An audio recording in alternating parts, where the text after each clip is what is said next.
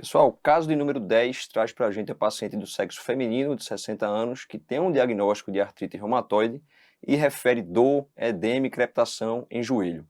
No exame físico, ela tinha um alinhamento em varo do membro e a questão também traz uma radiografia aí para a gente. O primeiro tópico pergunta qual a classificação de Albach para a gonartrose nessa paciente, em que grau ela se encaixaria. Então a gente vai lembrar aqui a classificação de Albach para a gonartrose. A gente tem o tipo 1, o grau 1, onde a gente só tem uma redução do espaço, tá certo? O grau 2, a gente vai ter uma obliteração do espaço. O grau 3, a gente já vai ter um atrito aí do platô, um desgaste do platô tibial menor do que 5 milímetros, certo? Menor do que 5 milímetros.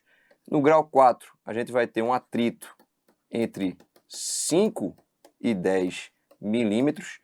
E outra diferença aqui entre o 3 e o 4 é que no perfil a gente vai ter osteófito posterior aqui no grau 4 e no tipo 3 a gente não vai ter osteófito posterior no perfil. E o último grau, o grau 5, a gente já tem aí subluxação da tíbia, tá?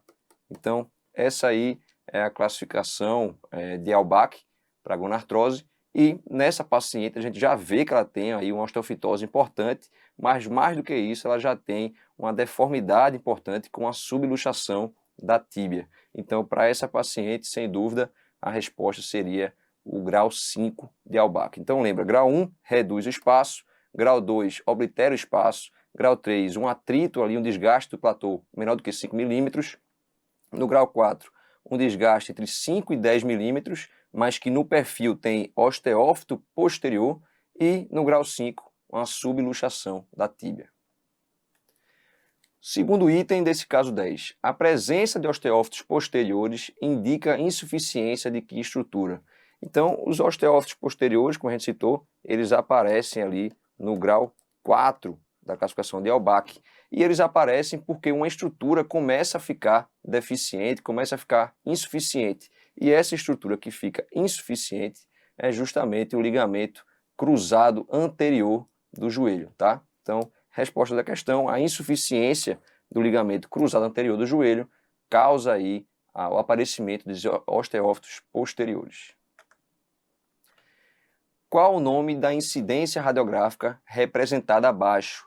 Então a gente tem uma incidência radiográfica que ela é bem sensível para o diagnóstico precoce de gonartrose. E é justamente essa incidência que está sendo mostrada nessa figura. Então a gente vê que o paciente está fazendo um raio-x em pé, tá certo? Com carga, ele está com a patela encostada aqui no raio-x, ele tem uma flexão do joelho aqui de 45 graus e o raio vai incidir aí uma inclinação caudal de 10 graus e também vai estar distante aqui 40 centímetros. Então essa incidência é justamente a incidência de Rosenberg, tá certo? E essa incidência ela é bem sensível, a gente consegue ver alterações aí precoces na avaliação da gonartrose. Qual das seguintes não é uma contraindicação de osteotomia tibial para tratamento da gonartrose? Então, é uma questão que quer saber um pouco sobre as indicações de osteotomia tibial na gonartrose. Então, a gente tem a primeira alternativa, um varo de 8 graus, uma artrite reumatoide, idade avançada e instabilidade ligamentar.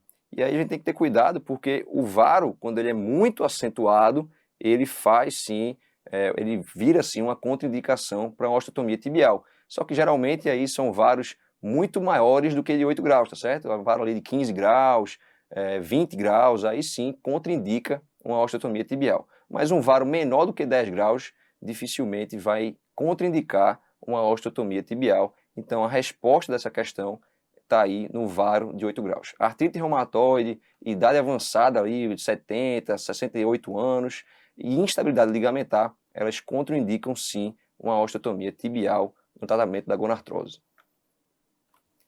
Idealmente, qual o grau de valgo e rotação externa do corte femoral na artroplastia total primária do joelho, respectivamente? Então, pessoal, outra questão que costumava cair na prova de habilidades era sobre a artroplastia total do joelho. Então, a gente espera que isso seja cobrado de alguma forma nesse novo formato da prova teórico-prática. Então, aqui ele quer saber em relação ao corte femoral, tá?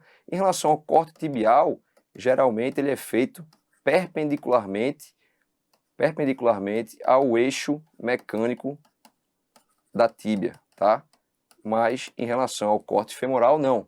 Em relação ao corte femoral, geralmente a gente vai ter aí 3 graus de rotação externa e 6 graus de valgo, tá? Geralmente 5 a 7 graus de valgo, mas aí para fazer uma média a gente deixou aí em 6 graus de valgo. Então o corte femoral ele é feito em 3 graus de rotação externa e 6 graus de valgo. Já o corte da tíbia é feito perpendicularmente ao eixo mecânico da tíbia.